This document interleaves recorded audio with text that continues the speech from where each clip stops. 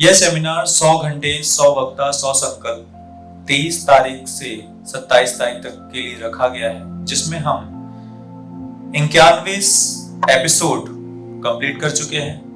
ये 92 नंबर यानी 92 नंबर का एपिसोड आपके द्वारा संचालित किया जा रहा है। इस मन की बात प्रोग्राम का श्रेय हमारे माननीय भाई साहब डॉक्टर राघवेंद्र शर्मा जी को जाता है, जिनके मन में यह बात आई थी कि मन की बात को लोगों से साझा किस प्रकार किया जाए। फिर उन्होंने चर्चा की, सभी से अपने मन की बात रखी और फिर सभी का निर्णय हुआ कि ये मन की बात का 100 घंटे का संकल्प जो है 100 वक्ताओं के साथ में पूरा किया जाए और इसको एक नए रिकॉर्ड के रूप में बनाया जाए, जिसको गिनीज बुक में भी दर्ज किया जाएगा। और आपके बिना यह चीज अधूरी थी, जो कभी संभव नहीं हो पाती अगर रात के 3 बजे आप लोग मन की बात मैराथन सेमिनार में इस तरह से उपस्थित ना होते। तो जोरदार तालियां एक बार फिर आप सभी के लिए।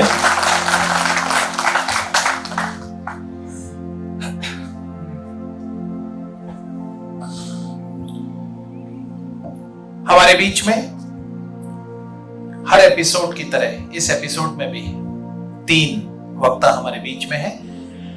एक हमारे मुख्य वक्ता के रूप में है, दूसरे हमारे कार्यक्रम की अध्यक्षता कर रहे हैं, तीसरे गेस्ट ऑफ ऑनर के रूप में हमारे बीच में विराजित हैं।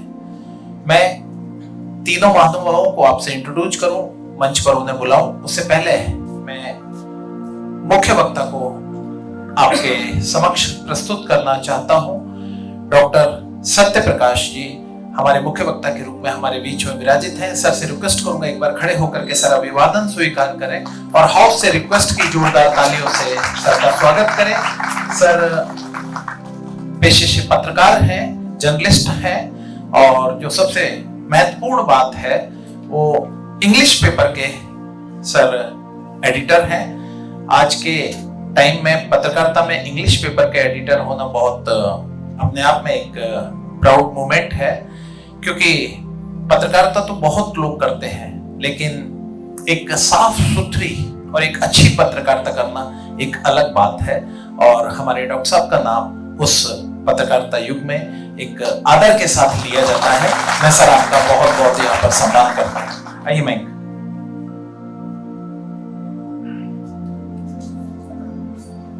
बहुत बहुत धन्यवाद। अब मैं आमंत्रित करूंगा डॉक्टर नीलेश चौबे जी को, संकायाध्यक्ष श्री सत्य साई प्रौद्योगिकी एवं चिकित्सा विज्ञान विश्वविद्यालय सीहोर। बहुत बहुत बधाई। अब मैं आमंत्रित करूंगा डॉक्टर उमेश कुमार पांडे, प्रिंसिपल श्री सत्य साई प्रौद्योगिकी एवं चिकित्सा विज्ञान सीहोर।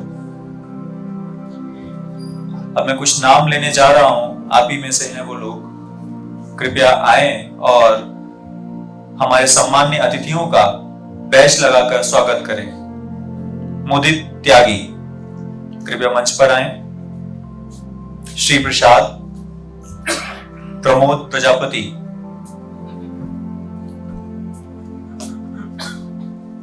एक एक कर हमारे अतिथियों का सम्मान करें।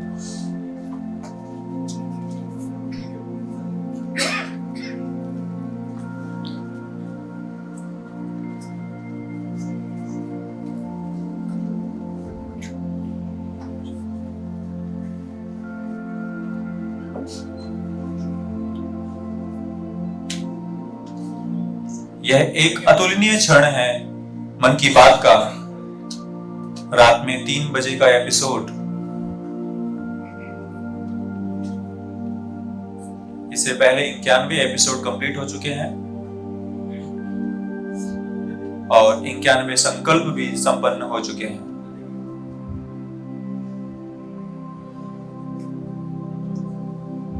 बहुत बहुत धन्यवाद आप सभी का।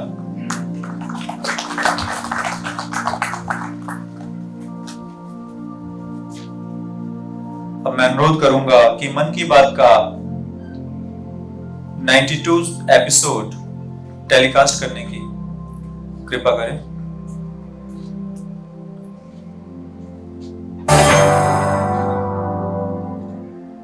मेरे प्यारे देशवासियों, नमस्कार। अगस्त के इस महीने में आप सभी के पत्रों, संदेशों और कार्ड्स ने मेरे कार्यालय को तिरंगामय कर दिया है। मुझे ऐसा शायद ही कोई पत्र मिला हो जिस पर तिरंगा न हो या तिरंगे और आजादी से जुड़ी बात न हो।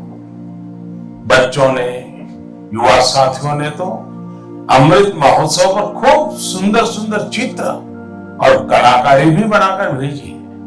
आजादी के इस महीने में हमारे पूरे देश में हर शहर, हर गांव में अमृत महोत्सव की अमृत धारा बह रही है।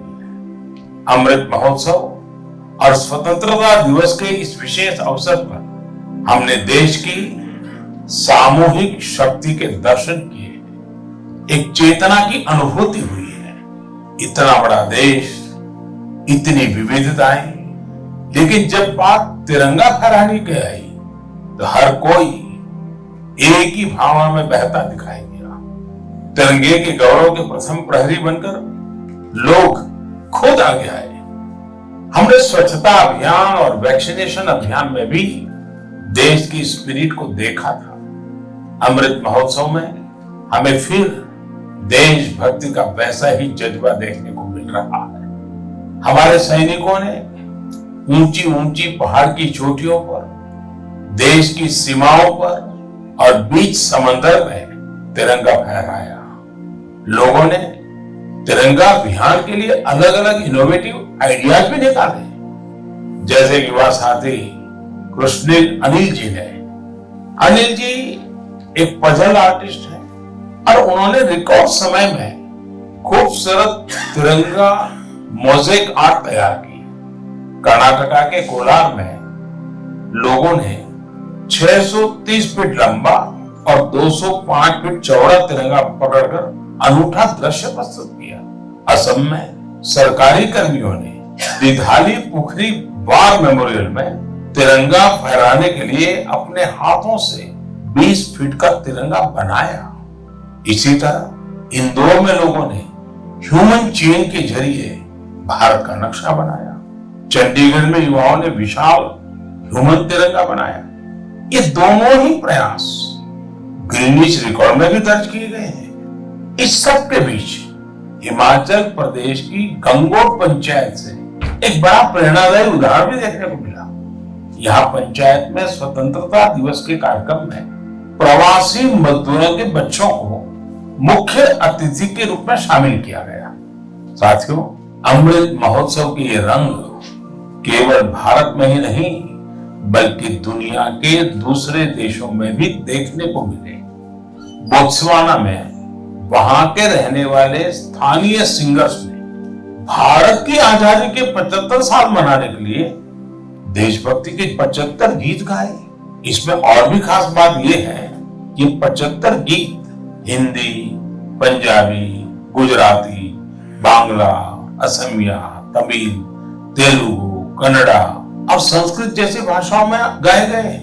इसी तरह नामीबिया ने भारत नामीबिया के सांस्कृतिक पारंपरिक संबंधों पर विशेष स्टैम्प जारी किया है। साथियों, मैं और एक खुशी की बात बताना चाहता हूं। अभी कुछ दिन पहले मुझे भारत सरकार के सूचना और प्रसारण मंत्रालय के कार्यक्रम में जाने का अवसर मिला। वहां उन्होंने स्वराज दूरदर्शन की सीरियल का स्क्रीनिंग रखा था। मुझे उसके प्रीमियर में जाने का मौका मिला।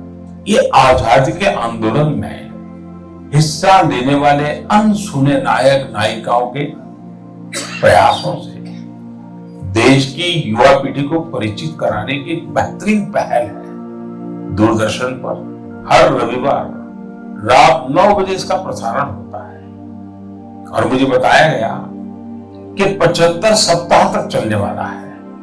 मेरा आग्रह है कि आप समय निकालकर इसे खुद भी देखें और अपने घर के बच्चों को भी जरूर दिखाएं। और स्कूल कॉलेज के लोग तो इसको रिकॉर्डिंग करके जब सोमवार को स्कूल कॉलेज खुलते हैं तो विशेष कार्यक्रम की रचना भी कर सकते हैं, ताकि आजादी के जंग के इन महानायकों के प्रति हमारे देश में एक नई जागरूकता पैदा होगी। आजादी का अमृत महोत्सव अगले साल यानी अगस्त 2023 तक चलेगा। देश के लिए, स्वतंत्रता सेनानियों के लिए जो लेखन, आयोजन आदि हम कर रहे थे, हमें उन्हें और आगे बढ़ाना है। मेरे प्यारे देशवासियों, हमारे पूर्वजों का ज्ञान, हमारे पूर्वजों की दीर्घ दृष्टि और हमारे पूर्वजों का एकात्म चिंतन आज भी कितना महत्वपूर्ण है। जब उसकी गहराई में जाते हैं तो हम आश्चर्य से भर जाते हैं। हजारों साल पुराना हमारा ऋग्वेद में कहा गया है, ओमान मापो मानुषी अमृतम धाततो काय तनयाय संयो यूयम हिष्ठा भीषजो मातृ तमा विश्वस्य स्थातु जगतो जनित्री ही। अर्थात हे जल, आप मानवता के परम मित्र हैं, आप जीवनदायिनी हैं, आपसे ही अन्न उत्पन्न होता है और आपसे ही हमारी संतानों का हित होता है। आप हमें सुरक्षा प्रदान करने वाले हैं और सभी बुराइयों से दूर रखते हैं। आप सबसे उत्तम औषधि हैं और आप ही इस ब्रह्मांड के पालनहार हैं। सोचिए, हमारी संस्कृति में हजारों वर्ष पहले जल और जल संरक्षण का महत्व समझाया गया।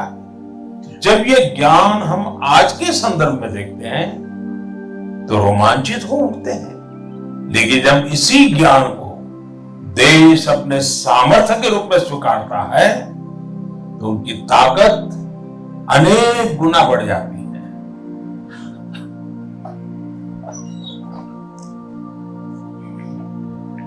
पवित्र गौरव गान है मन की बात। युवा भारत का अपने अनुभव समृद्ध बुजुर्ग भारत संघ विकास पथ पर सुसंगत सुसंचलन है मन की बात। ऐसा हमारे डॉक्टर राघवेंद्र शर्मा जी का विचार है कि मन की बात के लिए ऐसे वाक्यांश हमेशा हाजिर रहते हैं उनके द्वारा। अब मैं मेरे मुख्य अतिथि डॉक्टर सत्य प्रकाश जी को आमंत्रित करूंगा कि वह अपने मन की बात एवं वक्तव्य आपसे साझा करें।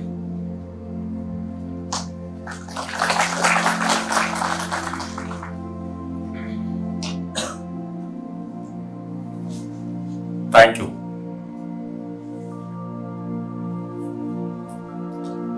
आज हम यहां पर जो एकत्रित हैं, एक ऐसे समय में एकत्र हैं जिसकी कल्पना की जाना ही बड़ा कठिन है।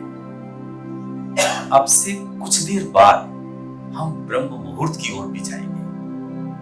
पता है, अभी प्रधानमंत्री मोदी जी ने जो कहा कि ये जो मंथ है, अभी जिस मंथ में हम खड़े हैं, ये पिछले साल से इस महीने तक यानी अगस्त 2022 से 2023 तक आजादी का अमृत महोत्सव है।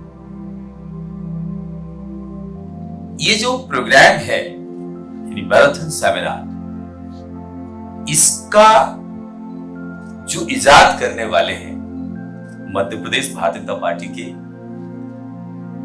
ऑफिस सेक्रेटरी और MP child right protection commission के former chairman doctor Raghavendra Sharma.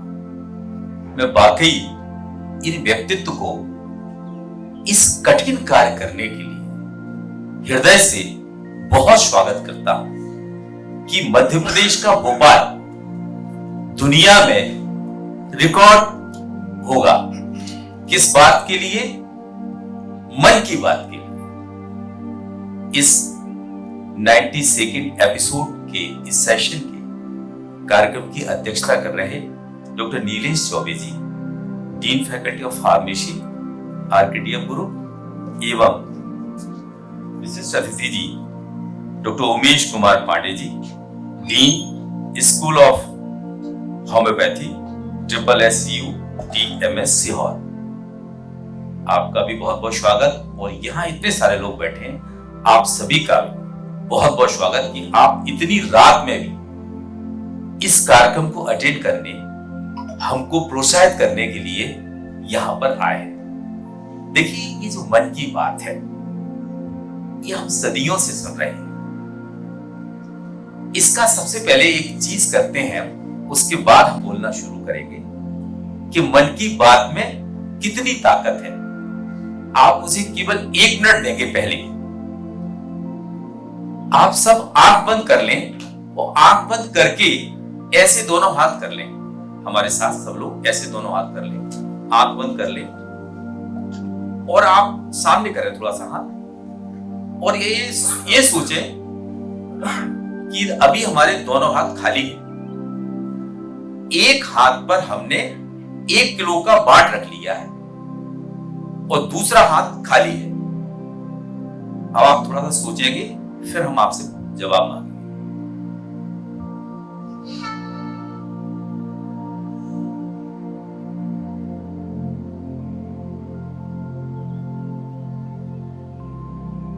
एक किलो का बाट और रख दिया हमने उसी हाथ पर।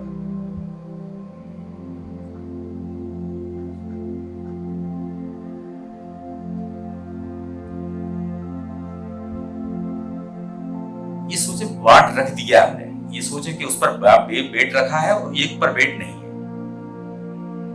एक खाली है। अब आप अपनी आंखें खोलें। जिन्होंने ध्यान से इस चीज पर किया हो तो ये पाया होगा कि जिस पर हमने ये सोचा है, जिस पर हमने ये चिंतन किया है कि हम जिस हाथ पर बाट रखे हैं वो अपने आप नीचे था। कई लोगों का अपने आप नीचे था। हमने ये मात्र सोचा है, मन की आवाज को सुना है, तो मेरा हाथ मतलब फिजिकल रिएक्शन सामने दिख रहा है। जबकि ये कि बस सोचना ही तो है।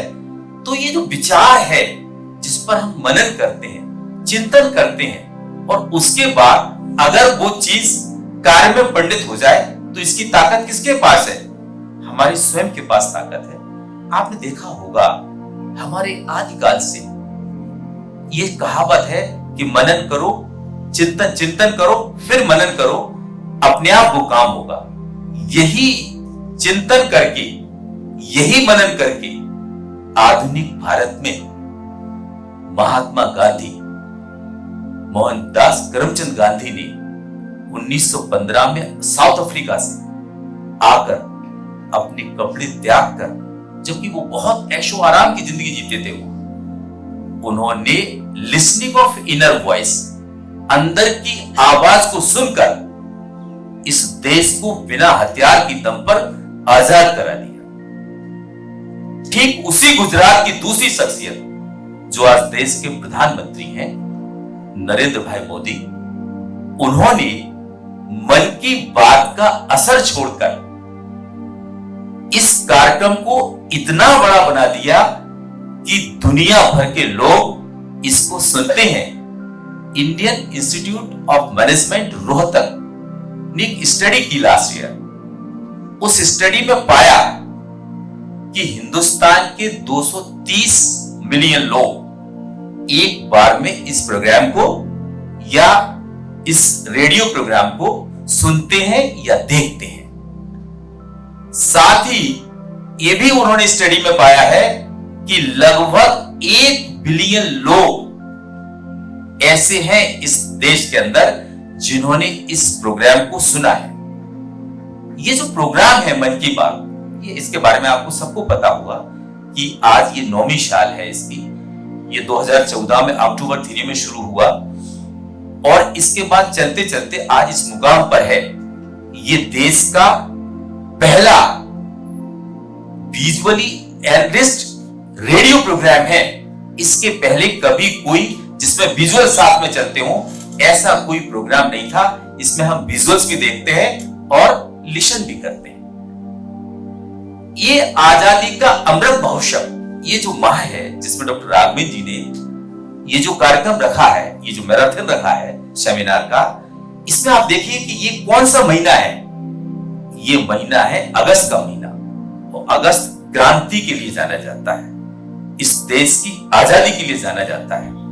अगर हम इस 92वें एपिसोड पर ध्यान देते हैं तो प्रधानमंत्री मोदी जी ने स्पेशली इस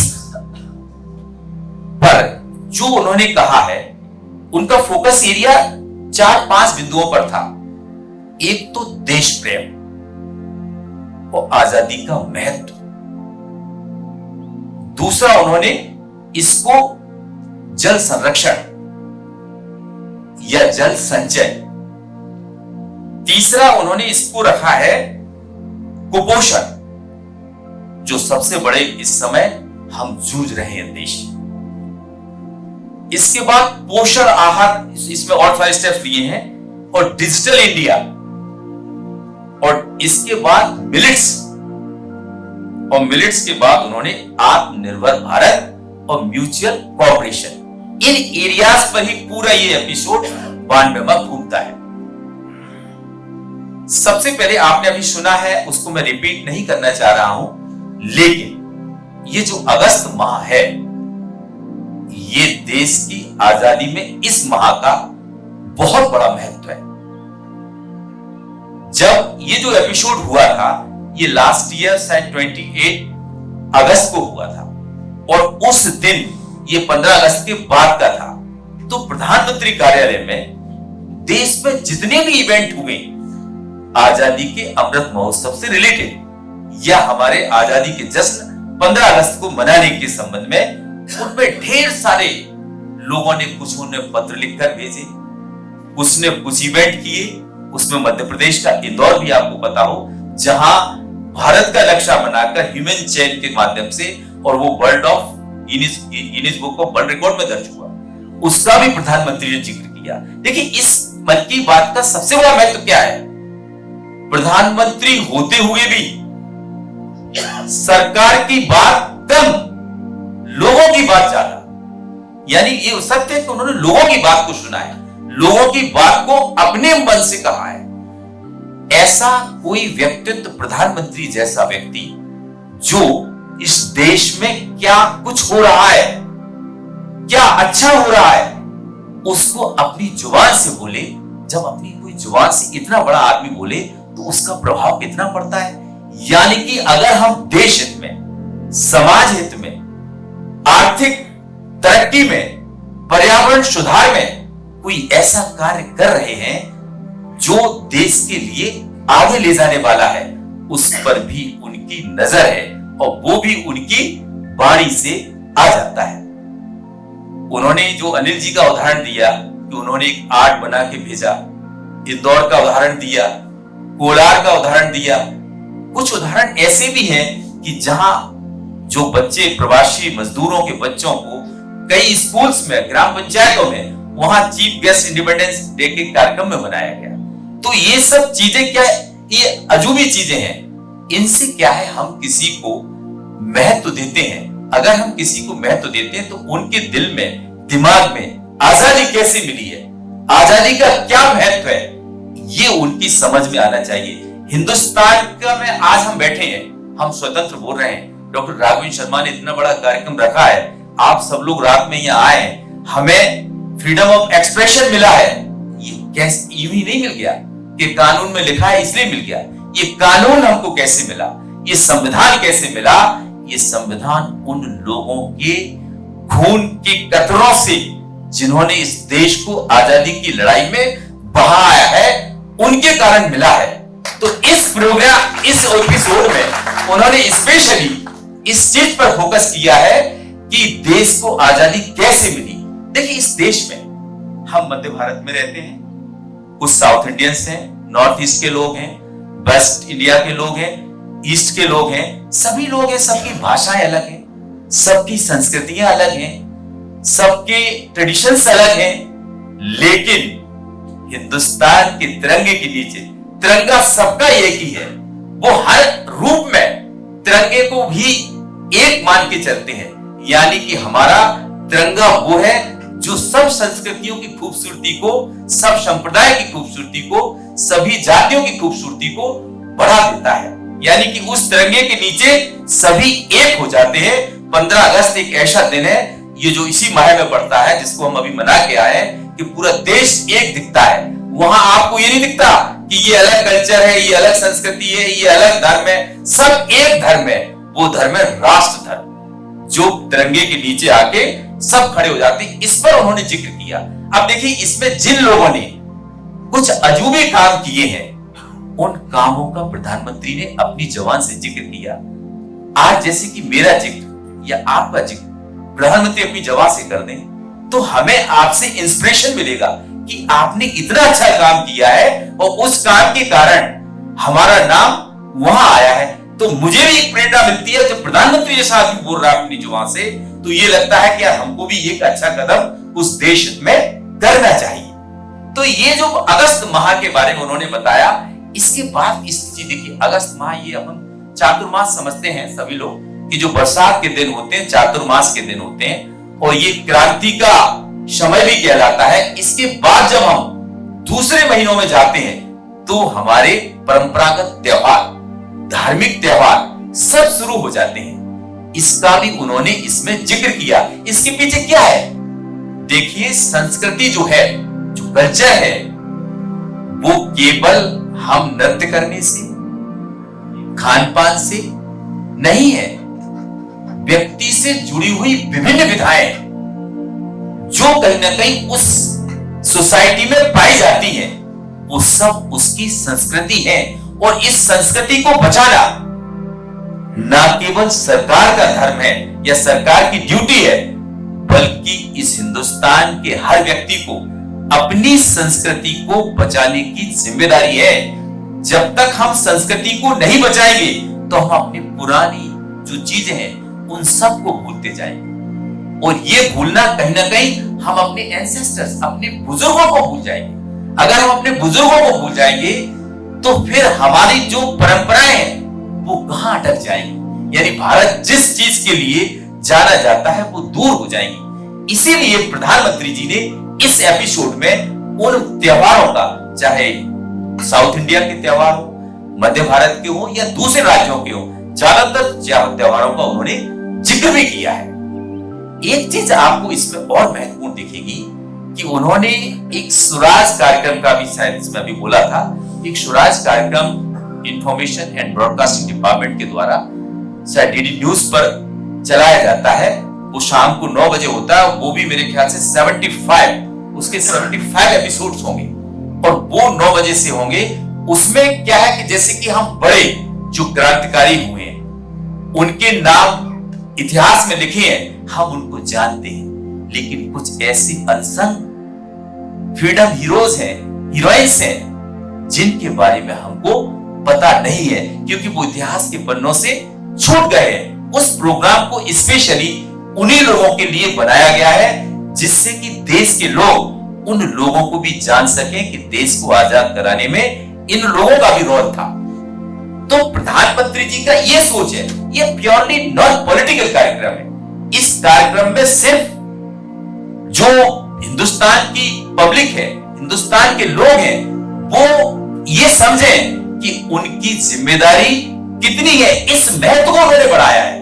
देखिए, आप आमतौर पर जानते हैं कि कानून बन जाता है, पॉलिसीज आ जाती है, प्रोग्राम्स आ जाते हैं, उनके द्वारा देश में सुधारात्मक कार्य होते हैं, लेकिन उनका फोकस इस चीज पर रहता है। उनके हर एपिसोड में वो इस चीज पर ध्यान देते हैं कि बिगर लोगों के, बिगर पब्लिक के ये सब चीजें संभव नहीं है, क्योंकि ये है किसके लिए? हम और आपके लिए।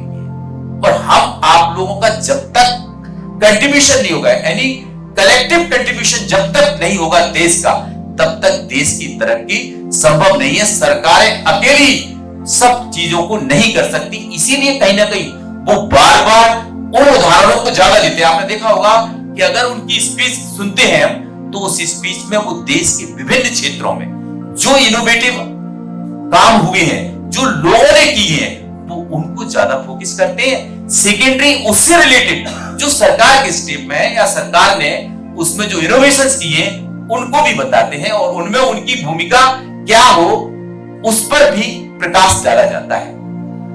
देखिए, इसमें जितना भी जो मैंने पहले टॉपिक पर बोला अभी तक कि देश प्रेम क्या है, ये आजादी हमको कैसे मिली है, उस पर तो बात हुई। अब बात आती, उन्होंने कहा जल संरक्षण।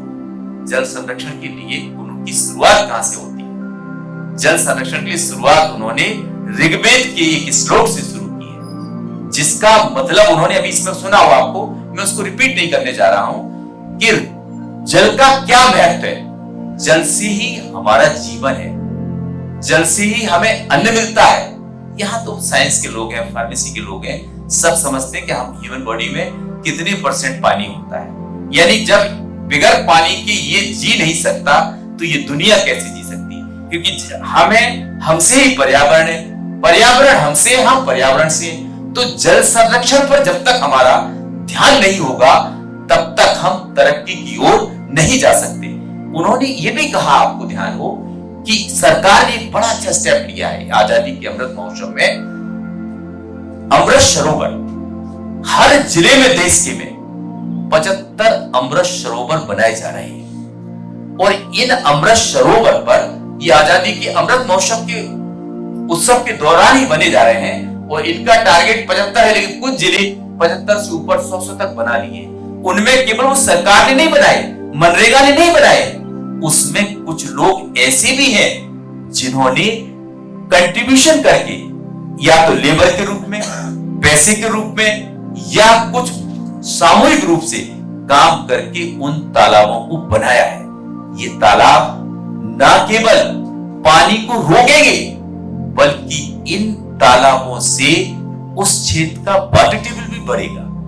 वाटर टेबल बढ़ेगा तो उसकी जरूरत कभी हम निस्तार में भी कर सकते हैं, पानी की जो स्टोरेज वाटर है, और उस वाटर का उपयोग हम निस्तार के अलावा दूसरा किसमें कर सकते हैं? सबसे बड़ी इसकी महत्वपूर्ण चीज है कि पानी कई बार बाढ़ें आ जाती हैं। एक उन्होंने दक्षिण के एक ग्राम पंचायत जो नई बनी थी उसका उदाहरण देते हुए उन्होंने बताया कि वहां पर बारिश का पानी आता था और वहां की जो बस्ती थी, वो नई ग्राम पंचायत बनाई थी, तो वो कहीं ना कहीं पानी से प्रभावित हो जाती थी और उस पानी को अगर रोका है तो वो अमृत सरोवर ने रोका है।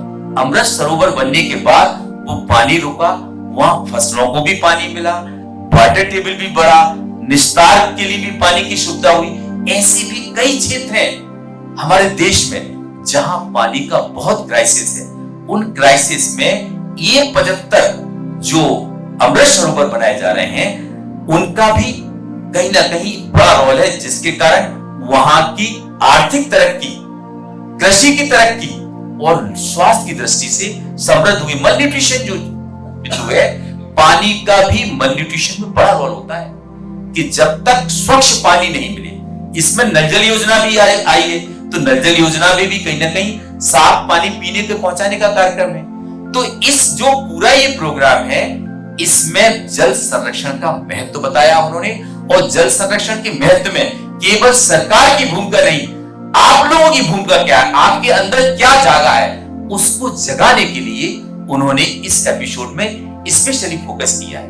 एक बहुत महत्वपूर्ण चीज उन्होंने मिलेट्स पर बात की है, जिस पर आज पूरी दुनिया बात कर रही है। ये मिलेट्स क्या है, आप हम सब समझते हैं। जो रबी और खरीफ की जो फसल होती है, ज्यादातर कुछ रबी की भी आती है मिलेट्स में, यानी कि मोटा अनाज। आप अगर कहीं गांव से हैं, मैं तो बेसिकली गांव से हूं, मेरा जन्म गांव में ही हुआ है। अगर आप गांव से हैं तो आपको अगर 40 साल पुराने, अभी कुछ यंग भी हैं, कुछ हमारी एज के भी हैं, कुछ हमसे बड़े भी हैं, तो उस जमाने में ये नियम था कि गेहूं नहीं होता था। मैं अपने परिवार का खुद का किस्सा बताऊंगा। मेरी बुआ की शादी हुई, मेरी बुआ की शादी में बारातियों को खिलाने के लिए, पूड़ी के लिए गेहूं की व्यवस्था नहीं थी। दूसरे गांव से गेहूं आते थे, किसी बड़े आदमी के यहां से, या फिर जो बेजर होती थी जिसमें कुछ थोड़े थोड़े चना और जवा, जिसको जानते हैं आप, जवा को निकाल के उसमें से कुछ गेहूं होते थे, उन देसी गेहूं को निकाल के जब महिलाएं बीनती थी उनको रखती जाती थी। ये चीज मैं आपको बताऊं कि जो रबी खरीफ की फसलें होती थी, उस दौरान हमारे ज्यादातर क्षेत्रों में ज्वार, बाजरा या मक्का खाया जाता था, और बकाया के जो रबी की फसलें होती थी उसमें हम गेहूं, वो भी ये पानी का पिसी का गेहूं नहीं खाते थे, केवल वो वाला गेहूं खाते थे जो बिगर पानी के होता था। तो वो जो खरीफ की फसलें थी उनमें क्या हुआ कि उनका हमारा खाना बंद हो गया। जब हमारा खाना बंद हो गया तो हमको गेहूं पर हम आधारित हो गए। आज इतने सारे लोग हैं, यहाँ सभी लोग मेरे ख्याल से अभी गेहूं ही खाते होंगे, कुछ ही लोग मिलेट्स की तरफ गए होंगे। ये कहीं ना कहीं बड़ी चिंता का, स्वास्थ्य की दृष्टि से तो बना ही, क्योंकि जो ओबेसिटी बढ़ी, मोटापा बढ़ा, लोगों को लिवर प्रॉब्लम हुई, मलन्यूट्रिशन भी इसके कारण हुआ महिलाओं में, और इसके कारण एक बड़ी समस्या हुई। आज जो वाटर टेबल देश का नीचे जा रहा है, उसके पीछे क्या कारण है? हम इरिगेशन में बोर खोदते चले जा रहे हैं। नहर में जो पानी आता है वो स्टोरेज वाटर होता है, लेकिन ये बोर का पानी है तो हम जमीन को खोखला कर रहे हैं, वाटर टेबल को बहुत नीचे ले जा रहे हैं। उसका कारण क्या है कि हम उस एग्रीकल्चर की तरफ चले गए जिसके लिए पानी की जरूरत पड़ी, यानी कि पानी की कमी को हम कहीं ना कहीं कम लगातार करते चले जा रहे हैं। इस पर प्रधानमंत्री जी ने जोर दिया। प्रधानमंत्री जी ने सोचा कि पानी तो बचेगा, साथ ही लोगों का स्वास्थ्य बचेगा और हमारी पुरानी जो ट्रेडिशनल खेती है वो जिंदा होगी। उसके लिए उन्होंने केवल देश लेवल पर नहीं, उन्होंने यूएन में ये प्रस्ताव रखा। तो यूएन असेंबली ने कि 70 देशों ने उनके इस प्रस्ताव को कि 2023 मिलेट्स ईयर हो, 70 देशों ने स्वीकार किया और वो यूनाइटेड नेशन ने उसको घोषित किया। ये देश के लिए, हमारी संस्कृति के लिए, हमारी पुरानी परंपरा के लिए एक इतना बड़ा स्टेप है जिसने आज पढ़े लिखे लोगों में मिलेट्स पैदा कर दिया। नहीं, एक जमाना वो था जब मिलेट्स जो होते थे ना, जब मिलेट्स होते थे तो मिलेट्स के समय में बीमारियां कम होती थी और जो इरिगेशन होता था, इरिगेशन की जरूरत नहीं पड़ती थी, यानी कि हम बोर नहीं कर पाते थे। अब जब बोर नहीं कर पाते थे तो पानी की समस्या भी इतनी ज्यादा नहीं थी, क्योंकि इरिगेशन नहीं था, हम केवल बरसात पर डिपेंडेंट थे।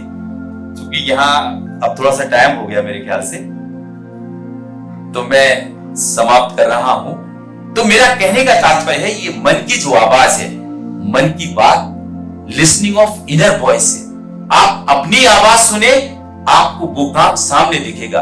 प्रधानमंत्री जी जो बात करते हैं बेसिकली वो आप लोगों के अपने मन से आप लोगों की बात करते हैं, सरकार की बात कम करते हैं। उन्होंने कुपोषण पे भी बहुत बड़ा, इस 92 एपिसोड है उसमें कुपोषण जो देश के लिए एक बड़ी समस्या बनकर खड़ा है, आपने देखा होगा, उन्होंने इसके लिए बड़ा अच्छा इनिशिएटिव लिया है। एस्पिरेशनल डिस्ट्रिक्ट प्रोग्राम, आकांक्षी जिला कार्यक्रम। ये प्रधानमंत्री ने जब नीति आयोग बनाया तो जनवरी 2018 में ये नीति आयोग ने एक नया प्रयोग किया जिसमें देश के वो सबसे पिछड़े जिले जो जिनके कारण जहां पर तरक्की नहीं देखी जाए, लोगों में बीमारियां देखी गई, लोग कुपोषण के शिकार हुए, उन जिलों को 112 को चुना और मध्य प्रदेश के उसमें 8 जिले हैं, बड़वानी, दमोह, छतरपुर, विदिशा, ये इस मिला के 8 जिले हैं। आज मध्य प्रदेश में 1,36,00,000 लोग अगर गरीबी से ऊपर गए हैं, उसके पीछे नीति आयोग का वो या प्रधानमंत्री मोदी का वो प्रयोग एस्पिरेशनल डिस्ट्रिक्ट प्रोग्राम बड़ा कारण है। आप नीति आयोग की जो रिपोर्ट आई है उसमें आप देख सकते हैं, और देश भर में जो गरीबी को दूर करने का उनका जो प्रयास है, उनका वो स्टेप जिसके कारण आज गरीबी कहीं ना कहीं कम की तरफ हुई है और देश तरक्की की ओर जा रहा है। मैं ज्यादा लंबा नहीं खींच रहा हूं क्योंकि यहाँ पर नोटिस आ गया है, तो मैं बस यहीं खत्म करूंगा, माफी चाहता हूं। पर मेरा आपसे एक आग्रह जरूर है, वो मेरा व्यक्तिगत आग्रह है। एक चीज है गिविंग ऑफ जॉय। अगर इस पर आप थोड़ा सा विश्वास करेंगे तो जिंदगी में आप अपने मन की बात को सुन सकेंगे और अपने मन की बात को दूसरे से कह सकेंगे। एक कहानी कह के मैं समाप्त करूंगा। किसी देश के एक बड़े नगर की कहानी है। एक राजा था, वो थोड़ा कृपण था, खर्च नहीं करता था, यानी कि लोगों को पॉलिसीज नहीं लाता था, वेलफेयर में काम नहीं करता था, केवल अपना खजाना भरता था। तो क्या हुआ कि एक दिन वो निकला मंत्रियों के साथ, अपने कैबिनेट के साथ, तो उसने देखा कि कुछ लोग बीमार हैं, कुछ लोग भूखे हैं, कुछ लोग परेशान हैं, क्यों ना अपने पास इतना बड़ा है राजप्रसाद में, इनको बुलाकर बांट दिया जाए। तो उनको जब बुलाया, सब लोग का एक ढोड़ी पिटती थी पहले जमाने में, अनाउंसमेंट होते थे, तो उसने ढोड़ी पिटवा दी कि जाइए कह दीजिए कि जिसको जो जरूरत हो वो राजप्रसाद में महल में आ जाए और वहां से लेता चला जाए अपने अपने मतलब की चीज। जब पैसा हो, पैसे की जरूरत हो, दवाइयां की जरूरत हो, खाने की जरूरत हो, लेकिन उसमें कंडीशन है। कंडीशन क्या रखी उन्होंने कि उसको क्यू में आना पड़ेगा, लाइन में आना पड़ेगा। तो क्या हुआ, लोग लाइन में आते गए और लेते गए, आते गए लेते गए। मीडिया ने सोचा राजा बदल गया, क्योंकि मीडिया तो एक ऐसी चीज है जो अजूबी चीज है उसको दिखाती है। डॉग बाइट्स मैन को नहीं दिखाएगी, पर मैन बाइट्स डॉग। कुत्ते ने आदमी को काटा ये कोई खबर नहीं है, लेकिन आदमी ने कुत्ते को काटा ये खबर है। तो उसने कहा राजा ऐसा कर रहा, तो बहुत छपा, लेकिन 3-4 दिन बाद राजा का छपना बंद हो गया, एक भिखारी छपने लगा। तो उसने राजा के कैबिनेट में हड़कंप मच गया कि ये तो राजा मुझे मार डालेगा, खा जाएगा। तो जब उसको पता लगा तो उन्होंने कहा यार ये क्या हो रहा है, पत्रकारों को बुलाया कि आप किसको छाप रहे हैं, राजा बांट रहा है, छाप आप भिखारी को रहे। तो बोले नहीं, ये वो मैं नहीं बताऊंगा, ये आप उसी भिखारी को बता लो, वो ही बताएगा। उसको भैया पेश किया राजा के सामने। राजा ने ये कहा कि मैं बांट रहा हूं और तुम छप रहे हो, ये क्या कारण है। उसने वो करता, वो क्या कारण है, क्या करते हो। तो उसने कहा कि महाराज जो क्यू लगती थी उस क्यू में कुछ लोग ऐसे भी थे जो खड़े नहीं हो सकते थे, बीमार थे। उनको मैं क्या करता था कि जब मेरा टर्न आता था तो मैं अपना टर्न उनको दे देता था और मैं पीछे लग जाता था। बस मैं यही काम करता रहा, इसलिए मैं छप गया। तो वो बोलते हैं कि ये काम किया। उसने एक चीज और बहुत बेहतरीन कही कि महाराज आपके पास तो सब कुछ है दुनिया का देने के लिए, मेरे पास तो कुछ भी नहीं। मेरे पास मेरा वो समय ही तो है जो मैं दूसरे को दे सकता हूं।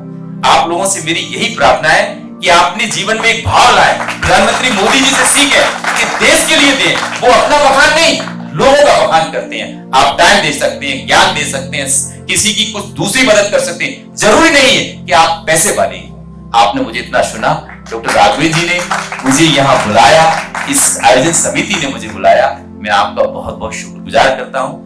आप सुनने के लिए, मुझे सुनने के लिए आपका बहुत बहुत धन्यवाद। Thank you.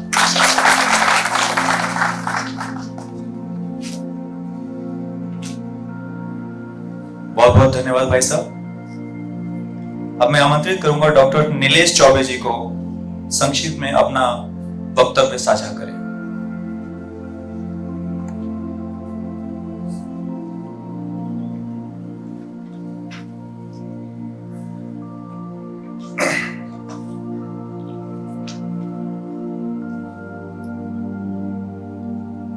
नमस्कार।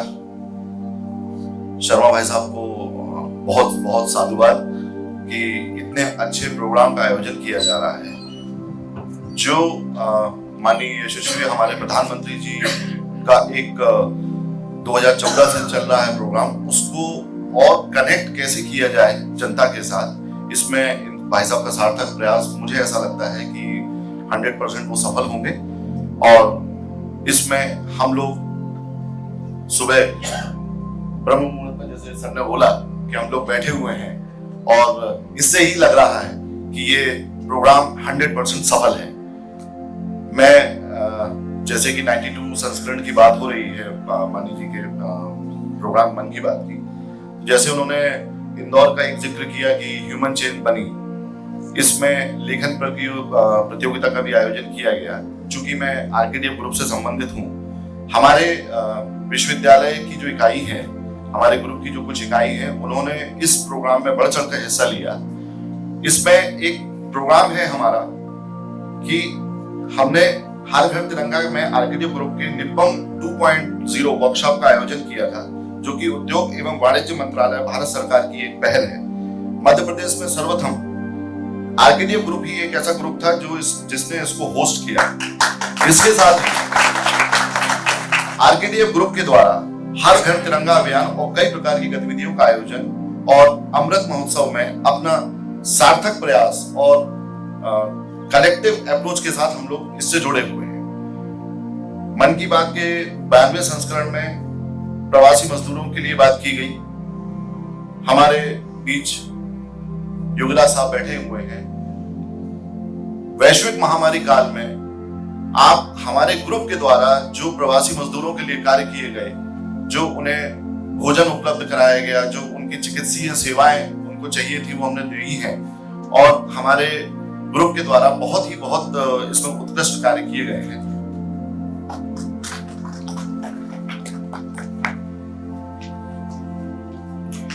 मन की बात के 92वें संस्करण में डिजिटल उद्यमिताओं की भी बात की गई है। इस व्यापक सुझाव को लेते हुए आरकेडीएफ ग्रुप के छात्र दिव्यांश व्यास ने शिक्षकों के सहयोग से, हमारे बीच में बैठे हुए हैं हमारे धर्मेंद्र सिंह राजपूत जी, एक डिजिटल स्टार्टअप का शुरुआत की है। यह स्टार्टअप अपने नित्य विकास के सीढ़ियां चढ़ रहा है और यह स्टार्टअप अपने स्तर से प्रत्यक्ष और अप्रत्यक्ष रूप से कई लोगों को लाभ भी पहुंचा रहा है। वर्तमान परिस्थिति को देखते हुए प्रधानमंत्री जी ने मन की बात में जल संरक्षण के लिए जो अपना एक विचार रखा था, इसके द्वारा प्रधानमंत्री जी द्वारा आह्वान को आरकेडीएफ ग्रुप द्वारा संकल्प लेते हुए जल संरक्षण के लिए आरकेडीएफ ग्रुप की समस्त इकाइयों में सरोवर निर्माण की और भूमिगत जल को बढ़ाने के स्तर को बढ़ाने के लिए सार्थक प्रयास किए जा रहे हैं। ये कुछ ही प्रयास हैं और हम इसमें अपना पूरा कलेक्टिव अप्रोच दे रहे हैं और हमारा विश्वास है कि हम इसमें जुड़ेंगे और जो माननीय प्रधानमंत्री जी का एक सपना है कि हम तृतीय अर्थव्यवस्था बने, तो इसमें हमारा एक बड़ा ही कलेक्टिव अप्रोच रहेगा। भाई साहब को मैं फिर धन्यवाद देना चाहता हूँ। धन्यवाद। बहुत बहुत धन्यवाद भाई साहब। अब मैं आमंत्रित करता हूं अशोक जी ठाकुर जी को, जो पुस्तक वंदन करके सभी का स्वागत करें, हमारे अतिथि गणों का।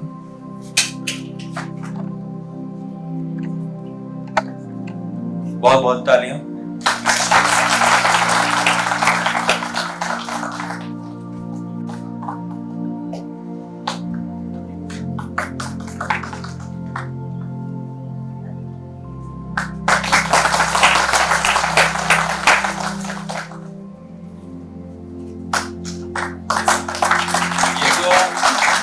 दी गई है हम लोगों को, ये इस कार्यक्रम के सूत्रधार डॉक्टर राघवेंद्र शर्मा जी द्वारा रचित है। बहुत बहुत बधाई आपको, बहुत बहुत बधाई।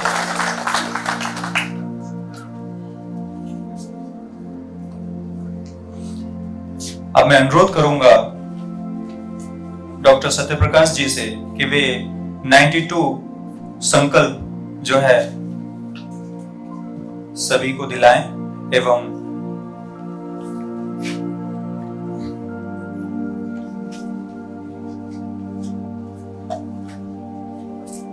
इस कार्यक्रम की खासियत है कि ये टाइम से बंधा हुआ है, क्योंकि Guinness book of world records में दर्ज हो रहा है। इसलिए मैं आपसे ज्यादा टाइम न लेते हुए आपसे आग्रह करूंगा कि इस कार्यक्रम की विशेषता है, मैं वो बता दूं कि 100 संकल्प भी है, 100 एपिसोड है, तो हर एपिसोड का एक संकल्प है। तो उस संकल्प के लिए आप प्लीज खड़े हो जाएं। और संकल्प का मतलब है संकल्प से सिद्धि होती है। अगर हम संकल्प को वाकई संकल्प के रूप में लेंगे तो निश्चित रूप से ये आपके लिए नहीं, ये देश के लिए भी काम करेगा। और देश को, जैसे भी राघवी जी ने स्पीच में इसके पहले सेशन में बोला था कि देश हमारा आज अमेरिका के सामने ऊपर खड़ा है। जो अमेरिका कभी वीजा नहीं देता था वो झुक रहा है। ये केवल आप लोगों के संकल्प के कारण ही संभव आगे रह सकेगा। अपना दाहिना हाथ आगे कर लें और जो मैं बोलता जाऊं उसके साथ आप बोलते चलें। मैं संकल्प लेता हूं कि माननीय प्रधानमंत्री मोदी जी द्वारा दिए गए जय विज्ञान जय अनुसंधान के नारे को चरितार्थ करते हुए जीवन के लगभग सभी पहलुओं मैं वैज्ञानिक दृष्टिकोण निर्मित करूंगा एवं अपने परिवार व मित्रों को इस नारे के माध्यम से आजीवन प्रेरित करूंगा। Thank you.